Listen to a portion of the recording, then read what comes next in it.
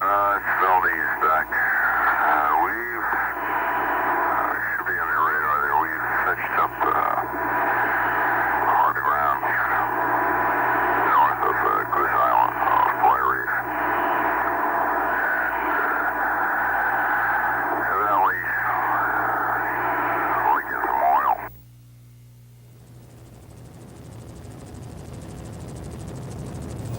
It hit the beaches, and now it's sneaking around here. It's like a black, slimy evil.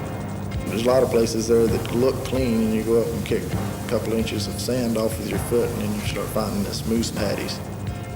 It's everywhere. You can take a walk, and you want to walk back up in that river about a quarter of a mile, and there's oil back up in there. Areas you wouldn't even think there'd be oil. Way back up in there by fresh waterfalls, there's oil. When the workers were down here, they just removed the oil off the surface of the rocks. And they didn't get all of that. There's still a lot of rocks that are black with oil down here. If you dig into the sediments, the oil will flow from the sediments in here. So the subsurface is still contaminated and the surface is contaminated also. What we hope to do is clean all the oil from the beach. We do not want to treat a beach. We don't accept that word. It's not in our vocabulary. We want to clean the whole beach. If you don't believe it, look for yourself. This beach on Knight Island is one of the infamous Dirty Dozen, 12 treated beaches chosen to illustrate how much more work there is to be done and why the cleanup must continue. To give up now would mean failure, and that just isn't what Alaska is all about.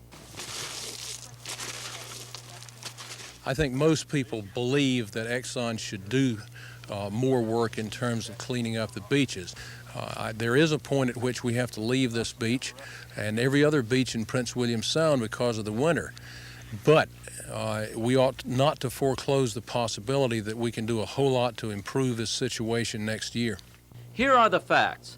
257,000 barrels of oil gushed from the Exxon Valdez March 24th. Since then, approximately 32,500 barrels have been recovered.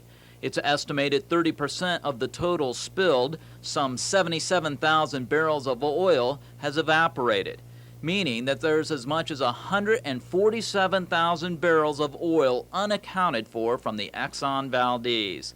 A lot of that muck is buried in our beaches, and while Exxon is ready to throw up their hands and call it quits, the state of Alaska's efforts have just begun, and we're not about to let our people down.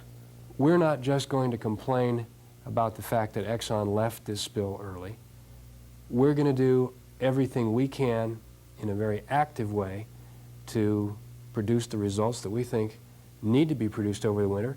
We're reaching out a hand to Exxon and saying, join us in this. But even if Exxon chooses not to do that, we're going to link arms with the local people and do whatever we can to make this a more effective cleanup with steps taken during the winter and in preparation for an aggressive and carefully tailored effort in the spring. Alaska's winter cleanup operations plan is five-fold, beginning with local response projects, agreements between the state and local communities to conduct cleanup, waste disposal, diversionary booming, and protective measures. Nobody knows for sure what the effects of winter weather will be on the spilled oil, and so monitoring and assessment, tracking the movement of the oil and the changes in its composition will be carried out by both state and local governments. Large support vessels will be employed in key areas to protect hatcheries. They too will conduct some cleanup and monitoring as well as waste disposal.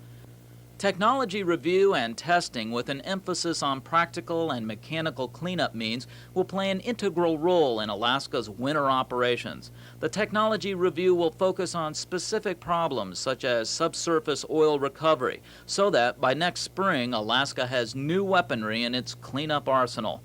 And finally, there's a community health outreach program, a strike force of mental health and family workers that will be in the field to provide counseling, crisis intervention, domestic violence prevention, and substance abuse counseling and treatment. It's important to note that Alaska is not in a legal position to fully assume responsibility for or management of the spill cleanup.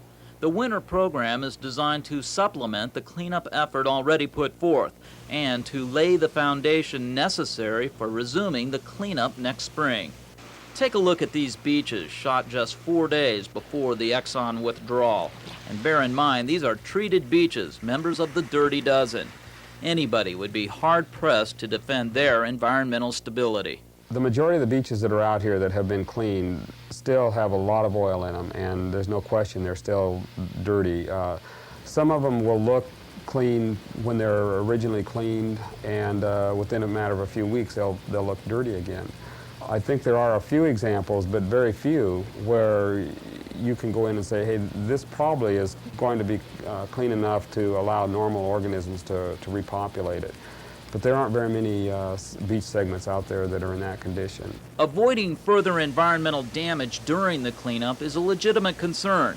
But the fact is, cleanup operations can proceed with minimal adverse impact. I would not agree that all that can be done has been done.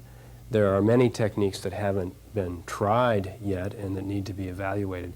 We think that the winter is an excellent time to look at the methods that have been used, to do a critical evaluation, research and development, and then let's put together a more effective package that is flexible enough so it can be used in shoreline segments where it's not a good idea to use some of the techniques that have been applied.